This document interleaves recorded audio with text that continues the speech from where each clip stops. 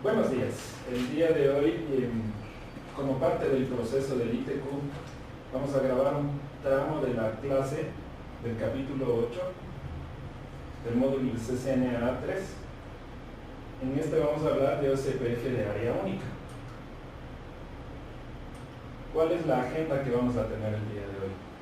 Primero, las características de OCPF, donde vamos a explicar cómo opera OCPF en área única, qué características tiene el protocolo, qué paquetes va a utilizar, cómo va a llegar a la convergencia utilizando esos paquetes.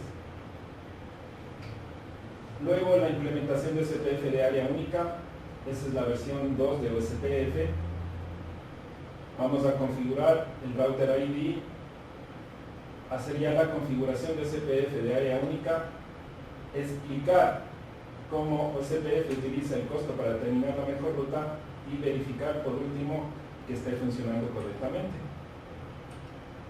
Finalmente, la implementación de OCPF de área única versión 3, es decir, para IP versión 6. Vamos a comparar las características entre las dos versiones, configurar ese OCPF de área única para versión 3 y hacer la verificación correspondiente. Primera parte, ¿qué características tiene OCPF? OCPF es un protocolo de enrutamiento de estado de enlace. Tiene dos versiones, la versión 2 para IPv4 y la versión 3 para IPv6. En la tabla de comparación con los otros protocolos estaríamos aquí en estado de enlace, OCPF versión 2 y la versión 3, respectivamente para IPv4 y IPv6. OCPF apareció como una alternativa a RIP. Recuerden que RIP tenía unas desventajas marcadas. Hacía un broadcast con toda la información del enrutamiento, es decir, le enviaba a todos los hosts de la red, lo vayan a utilizar o no.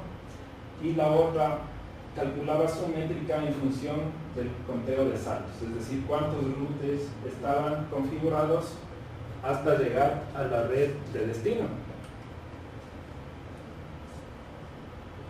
OCPF utiliza el algoritmo Dijkstra o Short Fast First SPF para calcular las mejores rutas. Las mejores rutas son las que se van a implementar en la tabla de enrutamiento. Además tiene una distancia administrativa de 110, es decir, hay una preferencia comparado con RIP, ¿no es cierto? Se va a tomar en cuenta primero SPF si es que también aparece RIP en el enrutamiento. Tenemos 5 características básicas de OCPF. Primero, no utiliza la clase, es decir, podemos configurar DLSM y CIDR, que esa es una gran ventaja porque RIP utilizaba clases. Cuando utilizábamos clases había un desperdicio de direcciones IP gigantesco, más si consideramos el enlace entre los routers. Nosotros usamos solo dos cosas, y qué tal que estamos utilizando una dirección de clase C, el resto de hosts desperdiciados. Es eficiente puesto que se envían las actualizaciones únicamente cuando hay cambios en la topología. La convergencia es rápida, cuando hay algún cambio nuevamente se hacen los cálculos y la convergencia es más rápida comparada con RIP. Es escalable, de hecho hay una parte donde se usa el CPF multiárea donde tenemos una estructura jerárquica. Entonces se pueden agrupar routers. Y por último, es seguro puesto que utiliza MD5 y SHA en la versión 2 y IPsec en la versión 3. Está también tomado en cuenta el tema de seguridad en OCPF. ¿Qué componentes tiene OCPF? Utiliza 5 paquetes para su funcionamiento.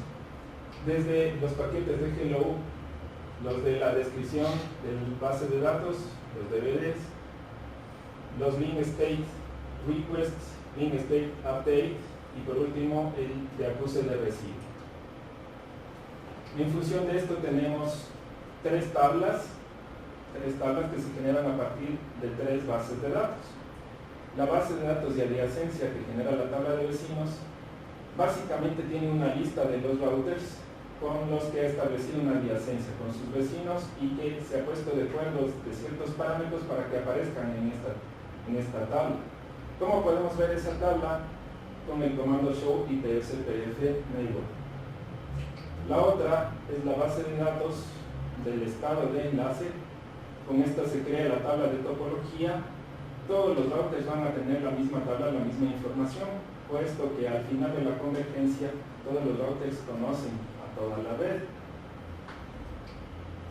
La base de datos del reenvío, con la cual se crea la tabla de enrutamiento, esta es única en cada router, donde tiene las rutas hacia cada red y las métricas que están calculadas en función del algoritmo. ¿Cómo podemos ver esta tabla? Con el comando show IP root. Dos tipos de OSPF, área única y multiárea. ¿Cuáles son las diferencias? En el área única tenemos un área que también se conoce como backbone y que es el área cero. Cada vez que configuramos OSPF siempre estamos utilizando el área cero como mínimo. O sea, si no tenemos área cero no tendríamos OSPF.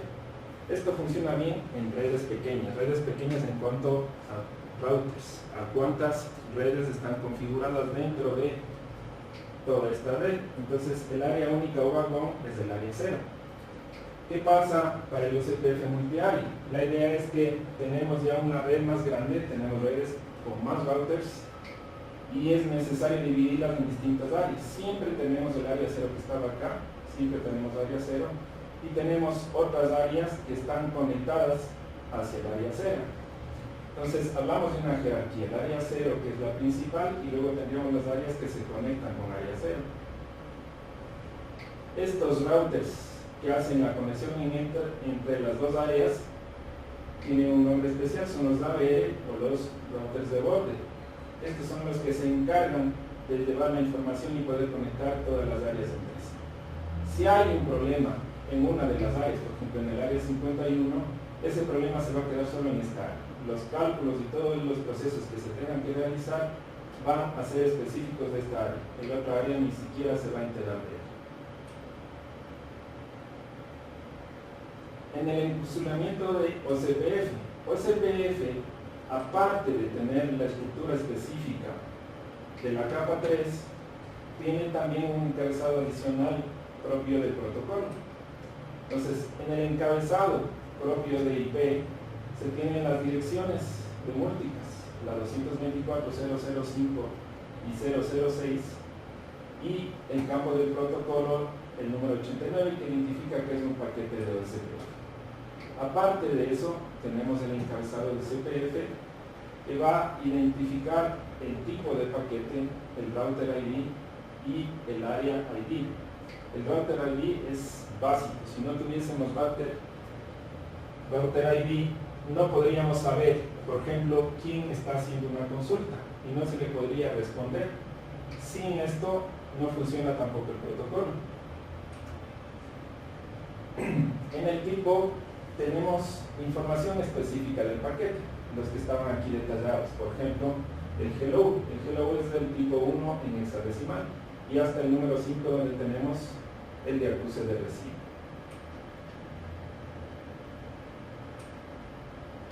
Los paquetes en OSPF tienen la misma estructura, son similares, igual del 1 al 5, hello, DVD, LSR, LSU y el LSACK. Los mismos tipos de paquetes. En función de esto trabaja el protocolo. ¿Qué pasa con el paquete de saludo, el hello packet? Tiene una estructura como la que estamos viendo aquí. ¿Para qué se utilizan? Para descubrir los vecinos, establecer adyacencias. Se van a anunciar unos parámetros en los que se tienen que poner de acuerdo para designar el DR y el BDR. Esto no en todas las redes, sino en las de multiacceso como son Ethernet y Frame Relay. No se requieren enlaces punto a punto. ¿Por qué creen que no se requiere esa estructura en enlaces punto a punto?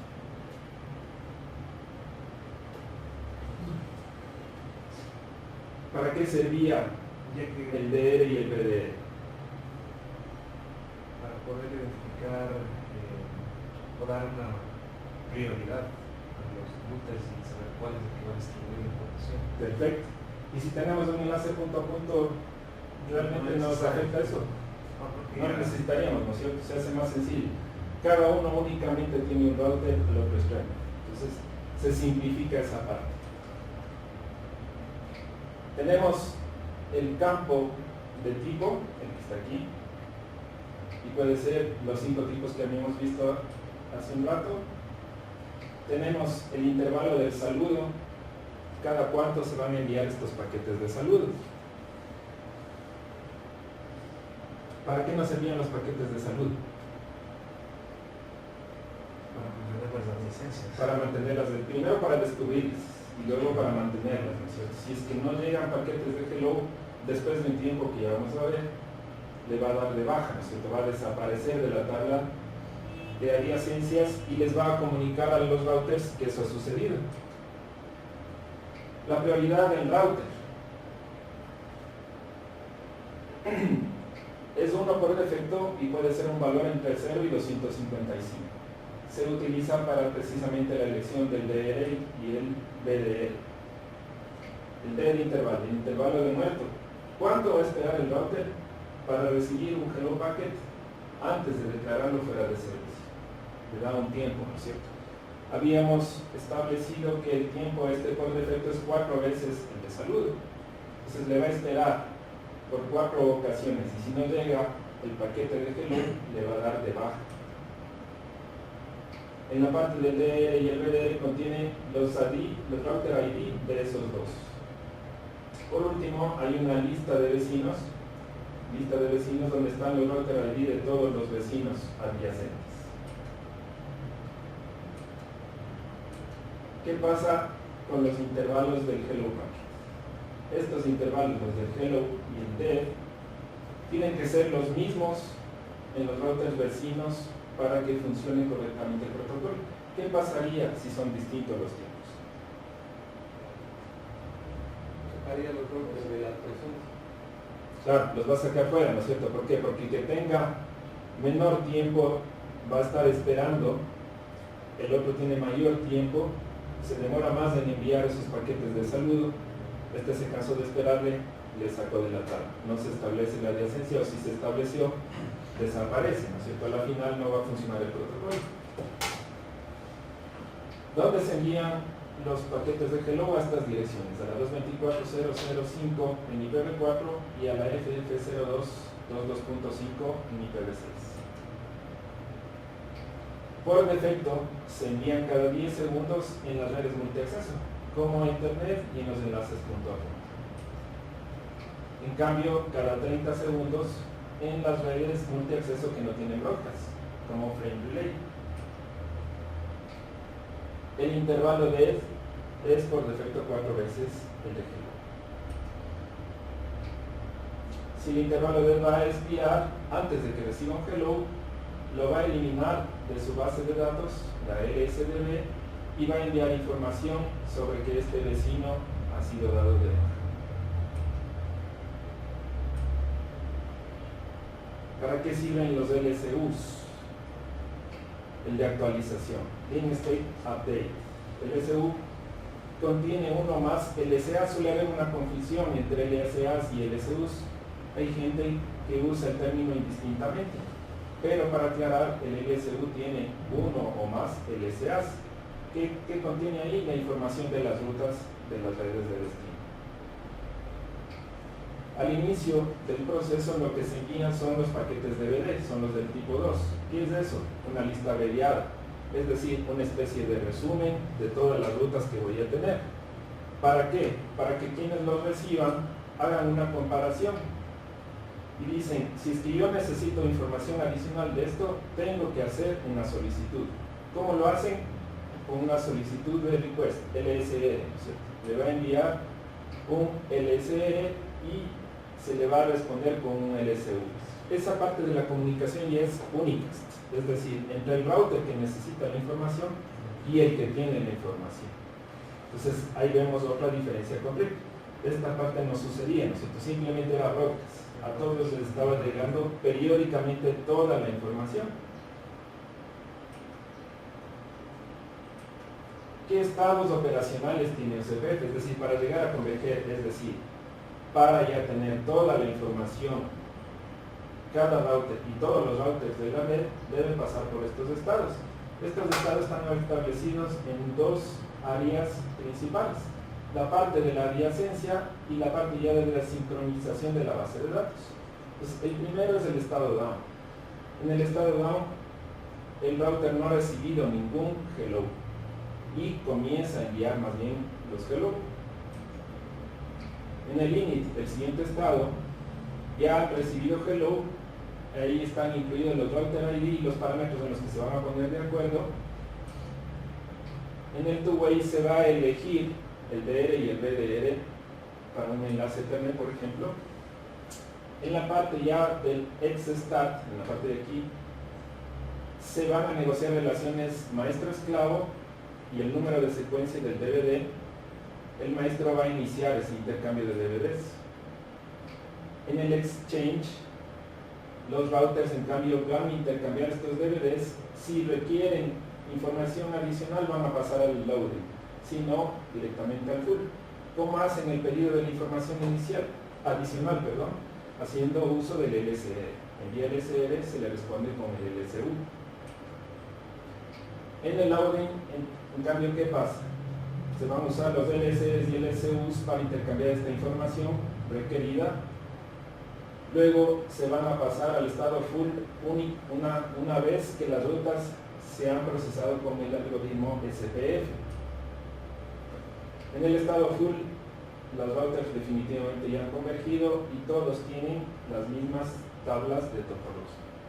Con eso está listo para operar el SPF. Profe, una pregunta. ¿Qué pasa si hay un cambio en la red? ¿Regresamos de nuevo al estado down? Si hay un cambio en la red, no va a estar en el down porque ya recibió hello. Ya tiene hellos. Entonces diríamos a un XStat o a exchange directamente. Claro, si hay un cambio en la red, a ver, ¿qué decíamos? Eso va a tener que ver con los paquetes hello, ¿no es cierto? Y los intervalos de tiempo. Le va a declarar fuera de línea, le va a decir ya no vas a estar en la tabla y tiene que enviar la información de ese cambio. ¿A quién envía la información? Es un router cualquiera. ¿A quién tendría que enviar esa información del cambio? Al DR. Y el DR se va a encargar de hacer todo el proceso, ¿no es cierto? Si el router que le pasó eso es el DR, entonces él directamente va a hacer ya enviar la información. ¿Alguna duda hasta aquí? ¿Alguna otra? ¿No? Nada está claro. Listo. Muchas gracias.